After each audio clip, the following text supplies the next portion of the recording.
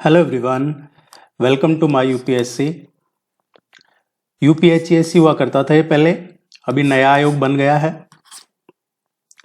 Assistant professor के 32 test already complete कर चुके हैं। आज हम टेस्ट नंबर 33 डिस्कस करेंगे।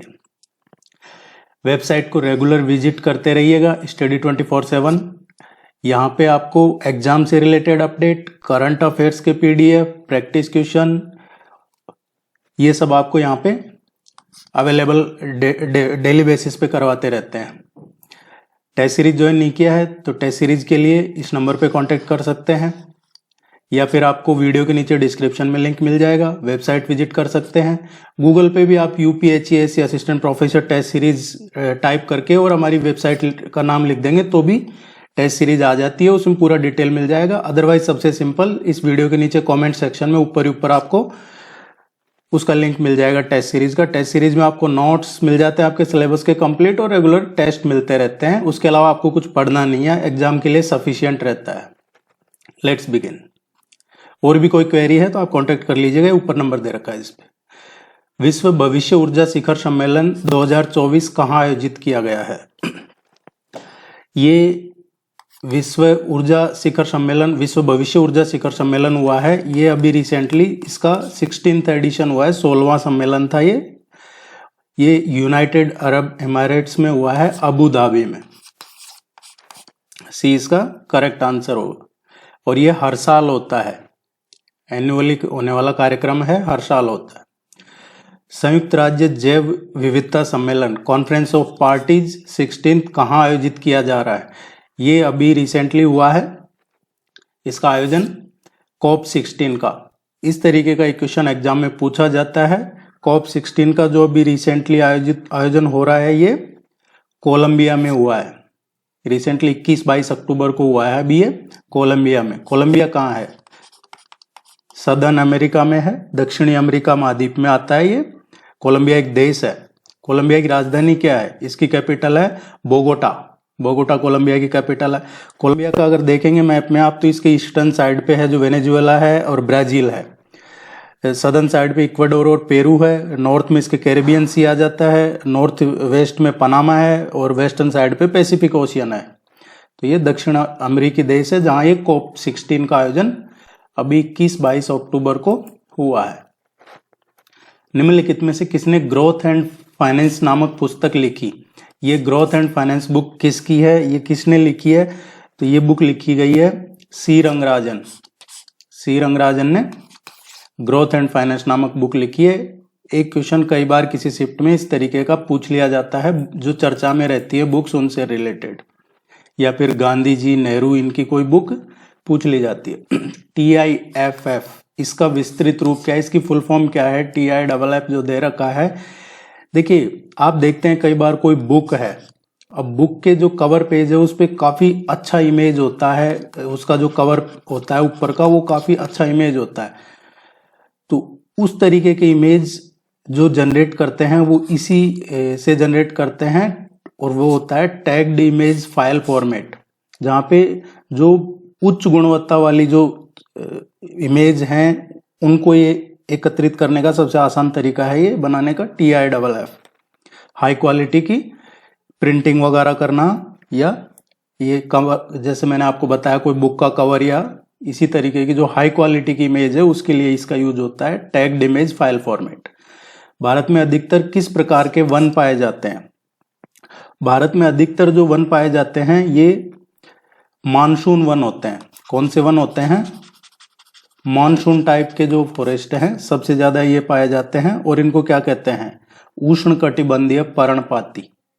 उष्णकटिबंधीय पर्णपाती वन कहा जाता है इनको मानसून वन भी कहते हैं। और ये इनके लिए जो बारिश चाहिए होती है वो लगभग 70 सेंटीमीटर टू 200 सेंटीमीटर वर्षा क्षेत्र वाले जो एरिया है उनमें पाए जाते हैं। इनमें जैसे चंदन है, शीशम है, महुआ, साल, टीक, बांस, इस तरीके के जो ट्री है, वृक्ष है, वो पाए जाते हैं। निम्नलिखित में से किस दर्रे से होकर सतलुज नदी तिब्बत से भारत में प्रवेश करती है? सतलुज रिवर जब भारत में एंटर करती है, तिब्बत होके एंटर करती है ये, तो कौन से पास के थ्रू एंटर करती है, किस दर्रे से होके, और ये एंटर करती है, पूछा गया है। जो सतलज रिवर है ये एंटर करती है इंडिया में तिब्बत से सिपकिला पास के थ्रू। एक क्वेश्चन माउंटेन पास का पूछ लिया जाता है, कई बार मैचिंग में, कई बार इस तरीके से डायरेक्ट भी पूछ लिया जाता है। सिपकिला कहाँ पे है? ये किन्नौर जिले में है, किन्नौर डिस्ट्रिक्ट है उसमें पड़ता है। किन्नौर जिला आता है हिमाचल प्रदेश में, हिमाचल प्रदेश में के किन्नौर जिले में सिपकिला पास है। और यहीं पे भारत चीन सीमा पे एक पहाड़ी दर्रा है, ये सिपकिला है जो चीन और भारत का बॉर्डर पे ये पास है। और सतलज नदी इसी दर्रे से होकर भारत में प्रवेश करती है, इसी के पास में से।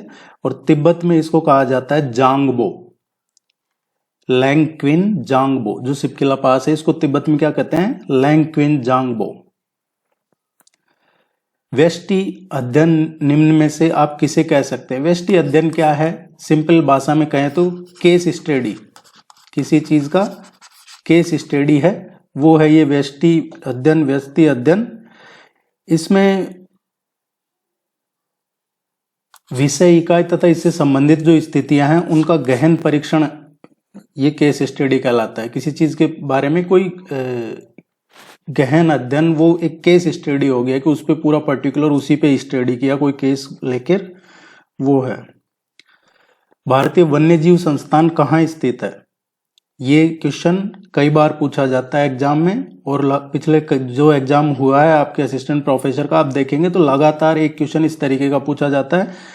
या तो पूछ लिया जाता है आपसे भारतीय वन प्रबंधन संस्थान कहाँ है, या भारतीय वन्य जीव संस्थान कहाँ है, दोनों में से एक क्वेश्चन जनरली पूछा जाता है।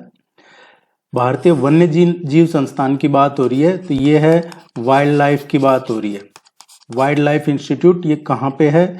ये देहरादून में है, देहरादून उत्तराखंड में है ये इनमें कंफ्यूज नहीं होना। भारतीय जो वन्य जीव संस्थान है, वन्य जीव संस्थान देहरादून में है, और जो भारतीय वन प्रबंधन संस्थान है वो कहाँ पे है? फॉरेस्ट मैनेजमेंट का जो है वो भोपाल में है, और ये देहरादून में। इसकी स्थापना कब हुई थी? 1982 में। फॉरेस्ट मैनेजमेंट भोपाल में है, मध्य प्रदेश में। भारत में पीली क्रांति का क्या तात्पर्य है? रिवॉल्यूशन पे एक क्वेश्चन आता है। Green revolution, white revolution, blue revolution, brown revolution, silver revolution, yellow revolution, red revolution, pink revolution, इनमें मैचिंग में क्वेश्चन पूछा जाता है, आपसे पूछा जाएगा एग्जाम में, इसलिए ये नोट कर लीजिएगा आप। या टेस्ट सीरीज ज्वाइन कर लेते हैं तो आपको ये मिल जाता है, इसका PDF, प्रैक्टिस टेस्ट का लिंक, वीडियोज वगैरह ये सब कंप्लीट नोट्स मिल जाते हैं आपको। देखिए पीली क्रांति का पूछा है, हम बात करते हैं हरित क्रांति, ग्रीन रिवॉल्यूशन, हरित क्रांति। ये क्या है? ये जो खाद्यान्न है उनके लिए है। किसके लिए? खाद्यान्न जो है उनके लिए है। इसके अलावा बात करें हम व्हाइट रिवॉल्यूशन की, तो व्हाइट रिवॉल्यूशन किससे संबंधित है? मिल्क, दूध वगैरह, दुग्ध उत्पादन से संबंधित है व्हाइट रिवॉल्यूशन, श्वेत क्रांति। अगर जो ब्लू रिवॉल्यूशन है, नीली क्रांति, वो किससे संबंधित है? ये फिश वगैरह जो मत्स्य उत्पादन है उससे संबंधित है, नीली क्रांति। ब्राउन रिवॉल्यूशन की बात करें, ब्राउन रिवॉल्यूशन जिसको कहते हैं भूरी क्रांति, तो ये किससे संबंधित है? उर्वरक उत्पादन से संबंधित है भूरी क्रांति। अगर अब सिल्वर रिवॉल्यूशन जिसको कहा जाता है रजत क्रांति, उसकी बात करें तो ये एग्स वगैरह से संबंधित है सिल्वर रिवॉल्यूशन। येलो क्रांति की बात करें हम, येलो रिवॉल्यूशन की बात करते हैं तो ये किससे संबंधित है? जो खाद्य तेल हैं, खाद्य तेल के बीज उत्पादन या फिर तिलहन, इसको येलो रिवॉल्यूशन है। रेड रिवॉल्यूशन की बात करें, लाल क्रांति, ये संबंधित है जैसे टोमेटो है या फिर कोई मीट वगैरह है उससे संबंधित है ये।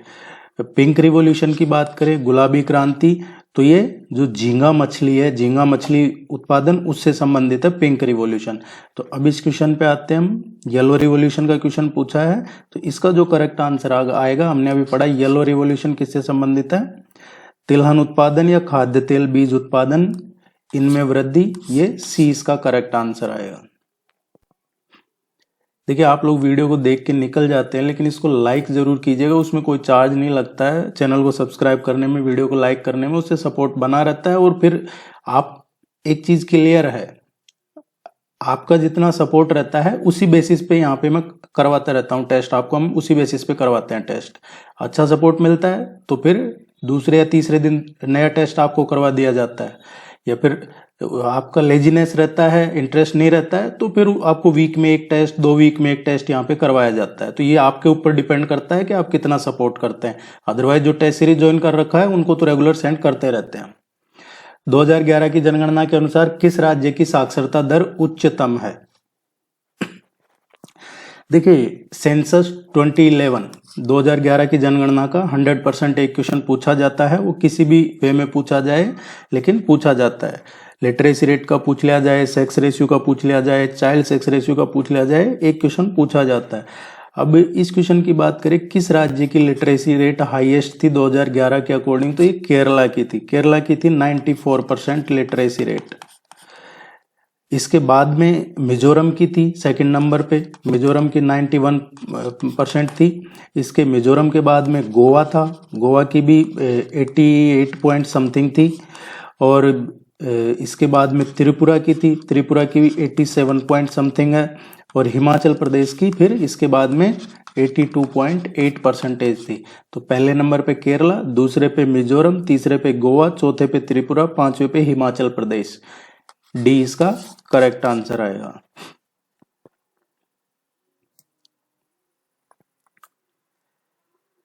समाचारों में चर्चित चैटफील्ड समिति निम्नलिखित में से किससे संबंधित है? समाचारों में चर्चित जो चैटफील्ड समिति है, इसका संबंध किससे है?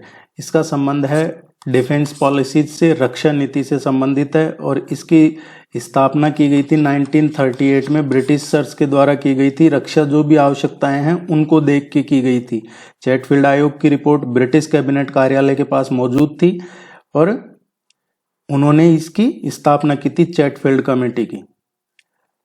इसके द्वारा जो मेन इंपॉर्टेंट जो प्रमुख बंदरगाह हैं उनकी रक्षा में सहायता के लिए स्वैच्छिक आधार पे 5 उड़ानें स्थापित करने की योजना भी रिसेंटली प्रस्तावित की गई है।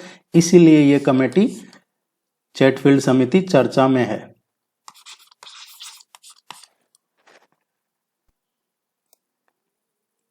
एग्जाम में जो भी क्वेश्चन आएगा उसका कहीं ना कहीं डायरेक्ट इनडायरेक्ट लिंक जो चर्चा में है चीजें उन्हीं से ही रहता है, और वो हमारे सिलेबस में होना चाहिए।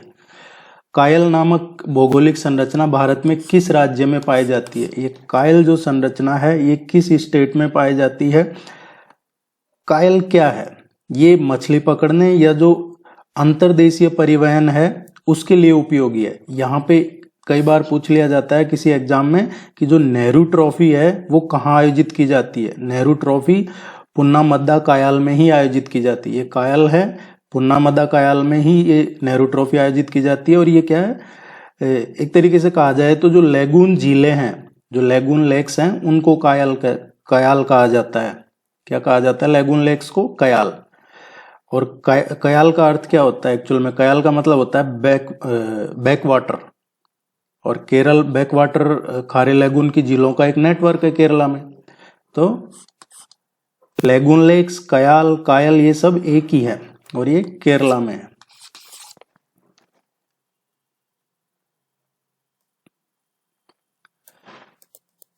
अंतर्राष्ट्रीय धार्मिक स्वतंत्रता रिपोर्ट निम्नलिखित में से किसके द्वारा आयोजित की जाती है? अंतर्राष्ट्रीय धार्मिक स्वतंत्रता रिपोर्ट आयोजित की जाती है, ये अमेरिकी अंतर्राष्ट्रीय धार्मिक स्वतंत्रता आयोग है। ये इसकी रिपोर्ट जारी करता है। ये थिंक टैंक है ग्लोबल, ये आयोजन करता है इसका। और अभी रिसेंटली ये चर्चा में इसलिए है क्योंकि अमेरिका से रिपोर्ट आती है तो वो बार बार माइनॉरिटी सेक्युलर इसके नाम पे है जो पूरी दुनिया को लेक्चर देते रहते हैं। जबकि उनके वहां देखिए अभी सिटिंग जो प्रेसिडेंट इलेक्शन हो रहा है, जो प्रेसिडेंट कैंडिडेट है उसी पे 2 बार असैसिनेशन के अटेम्प्ट हो चुके हैं। तो वो लेक्चर देते हैं दुनिया को, लेकिन एक्चुअल में वो ऐसा करते नहीं है। और ये रिपोर्ट चर्चा में इसलिए क्योंकि अभी कई देशों ने इस पे ऑब्जेक्शन किया है और उनमें भारत ने भी इसको एक राजनीतिक एजेंडा या फिर एक बायस रिपोर्ट कहा है भारत ने। ये इसका करेक्ट आंसर है। ग्लोबल पीस इंडेक्स निम्नलिखित में से किसके द्वारा आयोजित किया जाता है? ग्लोबल पीस इंडेक्स जारी कौन करता है? ये institute for economics and peace, global peace index की रिपोर्ट, ये एक थिंक टैंक है, institute for economics and peace, ये जारी करता है। और ये कहाँ पे है? ये ऑस्ट्रेलिया का है। ये एक्चुअली कई इसकी इकोनॉमिस्ट इंटेलिजेंस यूनिट है, उसका सहयोग भी करता है रिपोर्ट बनाने के लिए।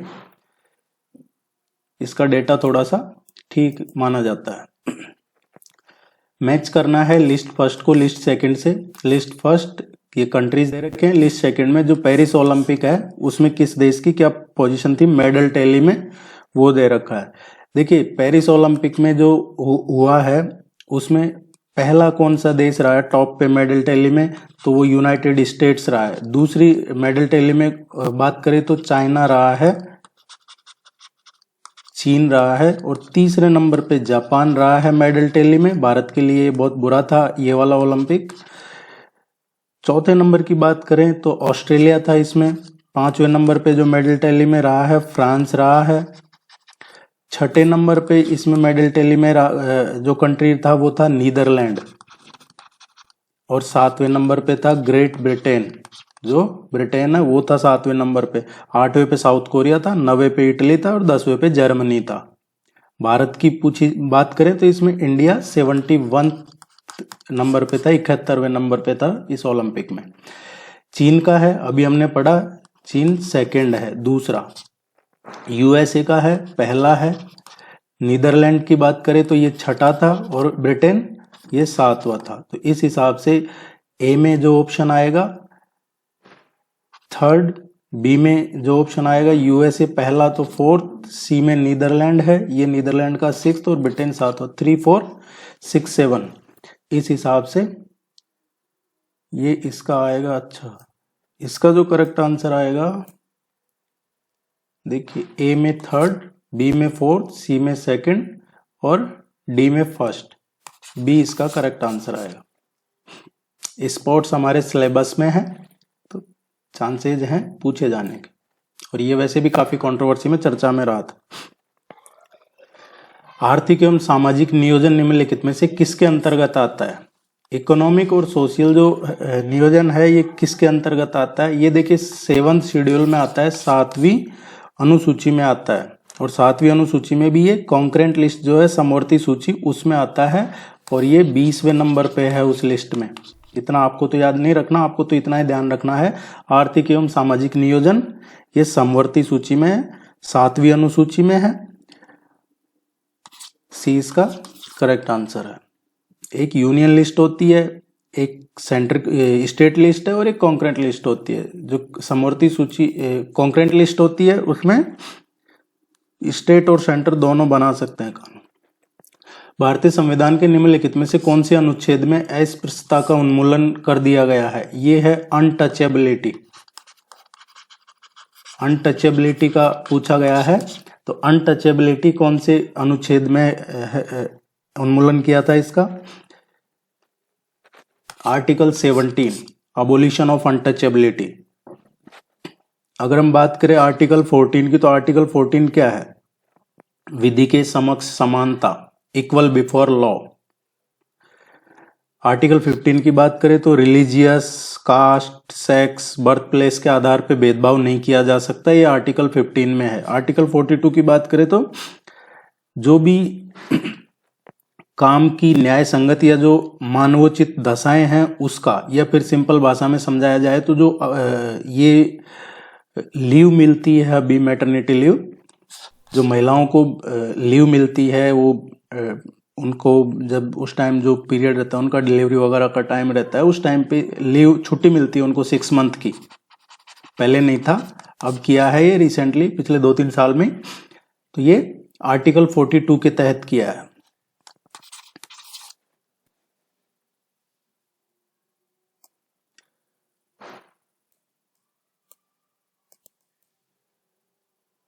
सिम्बैक्स अभ्यास के बारे में निम्नलिखित कथनों पर विचार करें। सिम्बैक्स अभ्यास क्या है? यह भारतीय नौसेना और श्रीलंकाई नौसेना के बीच एक वार्षिक द्विपक्षीय नौसैनिक अभ्यास है। ये स्टेटमेंट गलत है, क्योंकि जो ये किया गया है, ये भारतीय नौसेना और श्रीलंका की नौसेना नहीं है, ये सिंगापुर की नौसेना के बीच हुआ है, जिसको कहा जाता है RSN। RSN बोला जाता है सिंगापुर की नौसेना को, सिंगापुर गणराज्य नौसेना, इसके बीच में हुआ है ये। तो ये श्रीलंका का नहीं है, सिम्बेक्स भारत और सिंगापुर का है। 2024 संस्करण विशाखापट्टनम में पूर्वी नौसेना कमान में आयोजित किया जा रहा है, ये सही है। सिंगापुर और भारत के बीच समुद्री द्विपक्षीय अभ्यास है ये, और इसका अभी जो हो रहा है ये 31st एडिशन है, 31वां, और ये विशाखापट्टनम में पूर्वी नौसेना कमान में ही आयोजन किया जा रहा है, ये सही है। पूछा हमसे गलत कथन चुनना है, गलत कौन सा है? पहला गलत है। वीडियो को लाइक कीजिएगा, चैनल को सब्सक्राइब कीजिएगा, टेस्ट सीरीज ज्वाइन कर लीजिएगा, और कोई क्वेरी है पूछ लीजिएगा। रेगुलर तैयारी कीजिए, टाइम मिलता है तो रिवीजन कीजिए, रिवीजन करना सबसे इंपॉर्टेंट है। Thank you very much.